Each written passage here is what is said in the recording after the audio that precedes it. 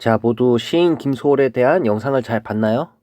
짧은 영상이지만 한 6분 정도 되는 영상이지만 시인 김소월에 대해서 정리된 글이 잘 있어서 그 내용에 대해서 봤어요. 그럼 선생님하고도 조금만 더 볼게요. 시인 김소월은 누구인가에 대해서 보도록 하겠습니다. 여기 사진 나와 있죠. 이 사진이 김소월 탄생 118주년 기념 로고입니다. 그래서 이렇게 이쁘게 나와 있어서 선생님이 한번 가져와 봤어요.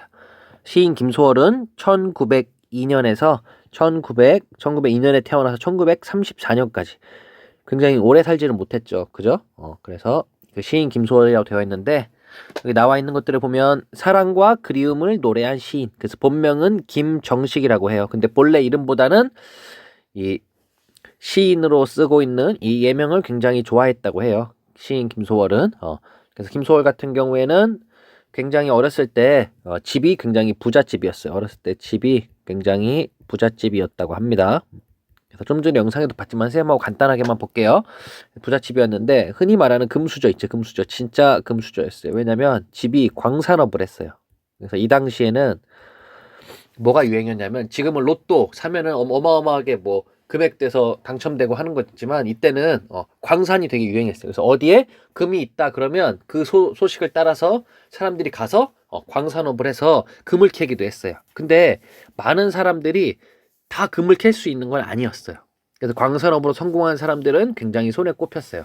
그래서 이거 말고도 나중에 뭐 금따는 콩밭이라는 소설에서도 보겠지만 그 소설 같은 경우에는 원래 콩밭이었는데 거기에 금이 나온다는 소리를 듣고 그 열심히 농사지은 콩밭을 다 갈아엎는 장면도 나와요. 그래서 이때 당시에는 이걸 뭐라고 하냐면 황금 만능주의라 그래서 황금만능주의라 그래서 이 금을 찾고 거기에 대해서 굉장히 열광하는 분위기가 굉장히 많았어요. 근데 김소월 같은 경우에는 이 광산업이 어렸을 때부터 집안에서 광산업을 했기 때문에 굉장히 부유한 집안이었다고 해요. 그래서 김소월이 처음 태어났을 때도 그 가족들이 굉장히 좋아하고 반기는 분위기였대요. 근데 김소월을 어렸을 때 김소월을 낳기 위해서 어머니가 친정으로 갔어요.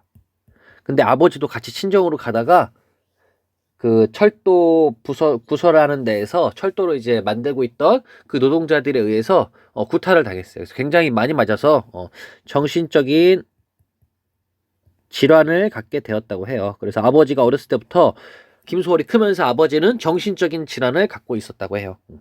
그래서 그것만 보더라도 김소월이 어렸을 때 어떤 마음이었는지 좀 이해가 될까요? 그래서 나는 왜 아버지는 이렇게 다르지? 이런 생각이 들었고 아버지에 대해서 항상 나도 혹시 정신병인 거 아니야? 라는 생각을 항상 많이 가지고 있었대요. 그리고 어머니는 많이 배우지 못해서 김소월과 이야기를 많이 하지 못했대요. 그나마 자기 숙모가 많이 배워서 숙모한테 이야기도 하고 숙모한테 듣는 옛날 이야기들을 통해서 김소월이 이렇게 시도 지을 수 있고 문학활동을 하게 되었대요.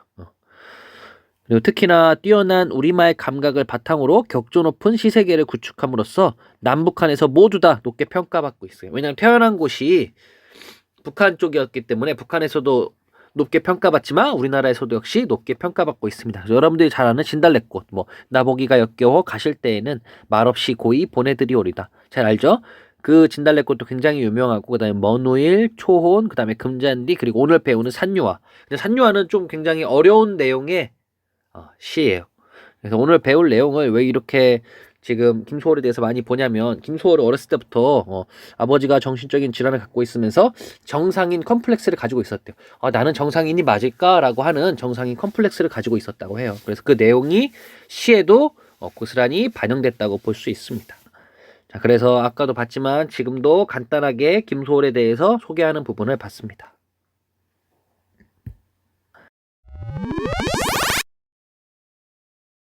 자, 그러면 이번에는 본격적으로 산유화라는 시에 대해서 분석해 보도록 하겠습니다. 산유화라는 시를 보면 산유화라는 시는 총 4연으로 구분이 되어 있습니다. 1년, 2년, 3년, 4연으로 구분되어 있는데 이 산유화라는 시에서 가장 포인트로 봐야 될 부분이 몇 부분이 있어요. 첫 번째 부분은 우선 우리가 이 산유화를 가지고 나중에 수행평가를 할 거잖아요. 그죠? 그 요소 중에 하나가 수미상관이라는 구조예요. 그래서 앞하고 뒤가 똑같아요. 그래서 동일한 구조기 때문에 수미상관 구조를 우리가 이따 살펴볼 거고, 또 하나는 굉장히 비슷하게 반복되는 부분이 굉장히 많아요. 그래서 그 부분에서도 좀 봐야 되고, 그다음에 종결 어미가 네, 선생님이 이렇게 표시해놨죠. 네 하고 해서 반복되는 부분도 있고, 또 하나는 그거 말고도 예를 들면 뭐 작은 새라든지 아니면 저만치라는 문구라든지 이 문구들에 의해서 많이 시의 내용이 달라져요. 그래서 그 부분에 대해서 한번 보도록 하겠습니다. 그래서 이 산유화 같은 경우에는 산유화 무슨 뜻이냐면 산유화는 산에서 피는 꽃을 산유화라고 부릅니다. 그래서 이 내용을 좀 잠깐 얘기해보자면 산유화 같은 경우에는 산에서 꽃이 피고 지는 현상을 다룬 작품이에요. 그래서 꽃이 1년에 보면은 산에서는 꽃이 피네라고 하고 마지막 4연에서는 꽃이 지네라고 해서 피고 지는 현상을 다루고 있어요. 그 피고 지는 현상이 한 번만 반복되는 게 아니잖아. 그죠? 계속 반복되겠죠. 그래서 이런 식으로 존재의 근원적 고도, 좀 어렵죠 내용이. 그리고 더불어서 생명이 생성하고 소멸이라는 자연의 순환성에 대해서 이야기하고 있어서 좀 내용이 어려워요. 그래서 주제부터 여기다 한번 적어보면 주제는 뭐냐면 존재의 근원적 고독과 그리고 대자연의 섭리.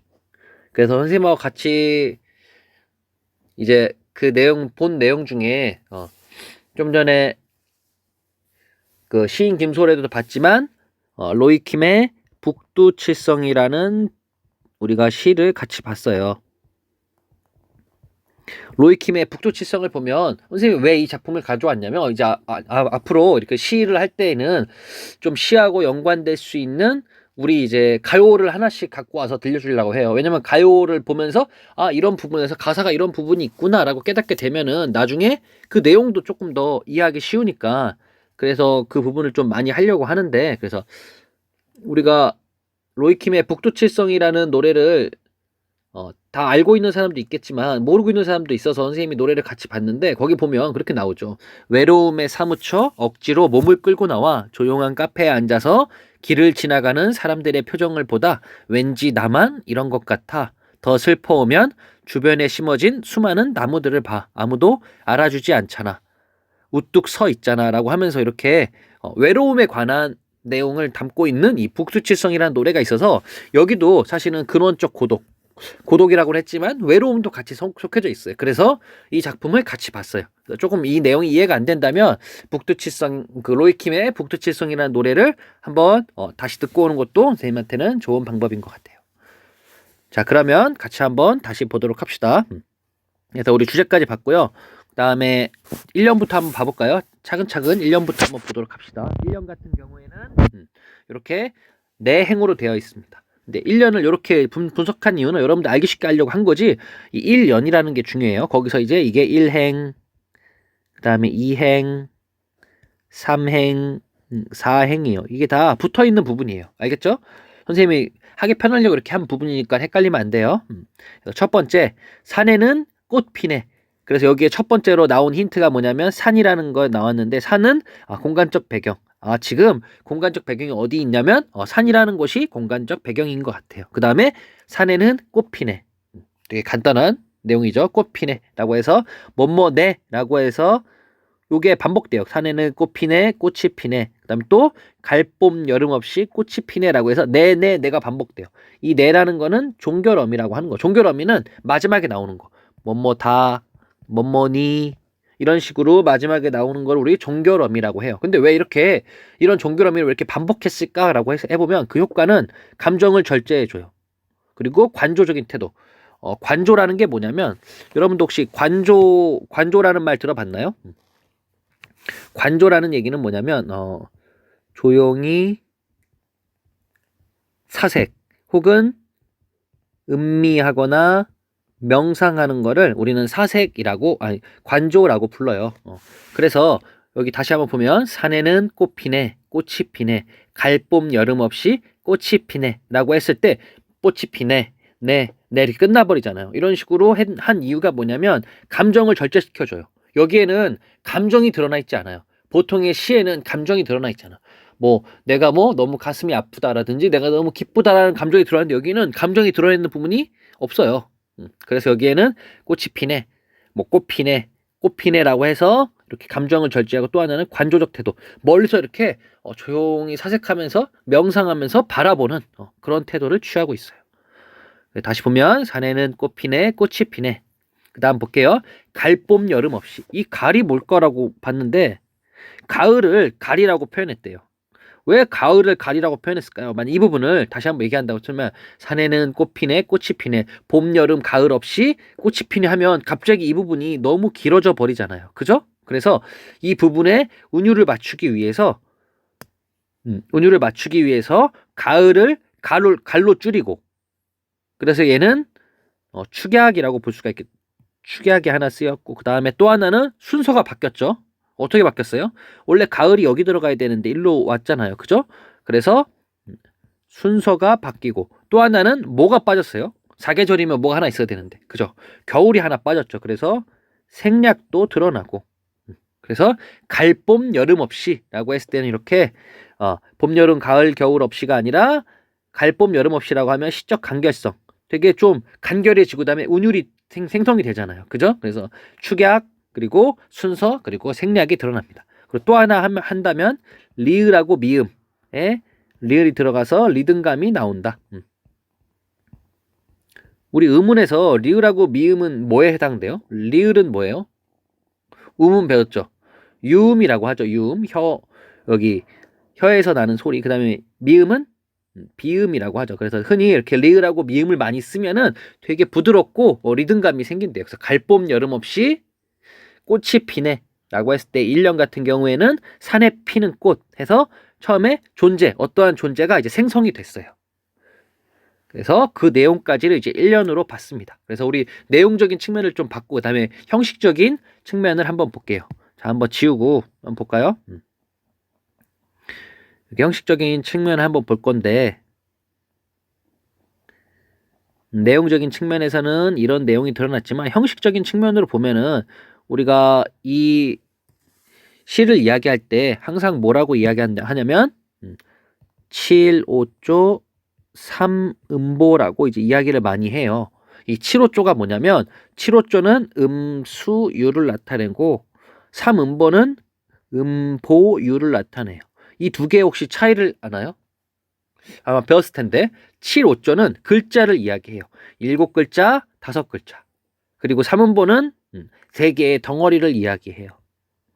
그랬을 때 원래 우리가 일제시대가 되면서 여러 가지 문물이 많이 우리나라로 들어왔단 말이에요. 그러면서 서양에 있는 것들이 일본을 거쳐서 우리나라에 들어온 것 중에 하나가 이제 7호조라는 게 들어와요. 그래서 시를 지을 때 7호조라는 음수율을 이제 글자를 지키게 돼요. 근데 이 글자를 똑같이 지킬 수는 없어요. 근데 우리나라에는 전통적으로 3음보라는 게 있었는데 3음보가 뭐냐면 이 보자가 이게 걸음 보자거든요. 걸음. 그러니까 한 걸음을 걸을 때 내뱉을 수 있는 그 글자의 수를 얘기해요. 그래서 꼭 여기처럼 7글자, 5글자가 아니라 여기엔 2글자도 되고 3글자도 되고 4글자도 되는데, 예를 들면 여기에 알맞는 게 뭐 있냐면 우리가 잘 아는, 자 여기 보면은 아리랑, 아라리오. 우리가 만약 걷는다고 친다면 한 걸음에 아리랑, 또 한 걸음에 아리랑, 또 한 걸음에 아라리오, 이렇게 된다는 거예요. 근데 마치 비슷한 게 뭐냐면 여기 음수유라고 비슷하게 여긴 6글자, 4글자가 되잖아요. 그죠? 이 비슷하기 때문에 이거를 갖고 와서 우리식으로 바꾼 게 김소월이에요. 자, 이거 말고도 다른 시에서 한번 볼까요? 나보기가 역겨워 가실 때는, 우리 진달래꽃이라는 그 작품을 보면 나보기가 역겨워 가실 때에는 이렇게 나와 있는 부분이 있어요. 여기는 보면은 여기가 몇 글자예요? 하나, 둘, 셋, 넷. 하나, 둘, 셋, 넷. 다 7글자. 7글자. 그 다음에 하나, 둘, 셋, 넷, 5. 그래서 7, 5조. 근데 7, 5조지만 우리 음보로 따지면은 나보기가 역겨워 가실 때에는 이렇게 한다는 거예요. 그러니까 우리는 사실 한 음보에 1음보에 5글자 이상을 많이 넣진 않아요. 그래서 나보기가 역겨워 가실 때에는 해서 이렇게 3음보가 됩니다. 자, 그러면 산유화도 한번 그렇게 한번 파악을 해볼까요? 산유화는 선생님이 아까 말한 대로 3음보라고 했어요. 근데 이 3음보가 한 행에 걸쳐 있기도 하고 혹은 여러 행에 걸쳐서 나타나기도 해요. 자, 그러면 산유화를 한번 보도록 할게요. 자, 그럼 지금 봤던 걸 바탕으로 한번 여기에도 산유화에도 한번 3음보를 적용시켜 본다면 3음보를 한번 적용시켜 볼게요. 3음보를 적용시켜 본다면 어디서 끊으면 될까요? 처음에 그죠? 산에는 하나, 그다음에 꽃피네 둘, 그다음에 꽃이 피네라고 했을 때 이렇게 3개. 또 하나는 여기는 어떻게 끊으면 좋을까요? 하나, 둘, 셋, 넷, 다섯, 6개잖아요. 너무 많잖아요. 그죠? 그럼 끊으면은 갈봄, 여름 없이, 그다음에 꽃이 피네 했을 때 이런 식으로 3음보가 돼요. 알겠죠? 그래서 지금 7호조 3음보에 대해서 배워봤습니다. 그래서 7호조는 음수율이라 그래서 글자 수를 얘기하는 거고, 그 다음에 3음보는 음보율이라 그래서 한 걸음에 가는 한 덩어리라고 이야기를 해요. 자, 그래서 여기까지 봤고 1년 같은 경우에는 지금 내용을 본 게 뭐뭐하네라고 해서 이 네가 종결 어미가 반복되고 있습니다. 그리고 여기에는 이제 산이라고 하는 공간적 배경이 나타나 있고, 그다음에 또 하나는 가을을 줄여서 갈이라고 표현하고 있어요. 자, 그래서 여기까지 한번 봤고, 자, 그 다음 이언부터도 보도록 하겠습니다.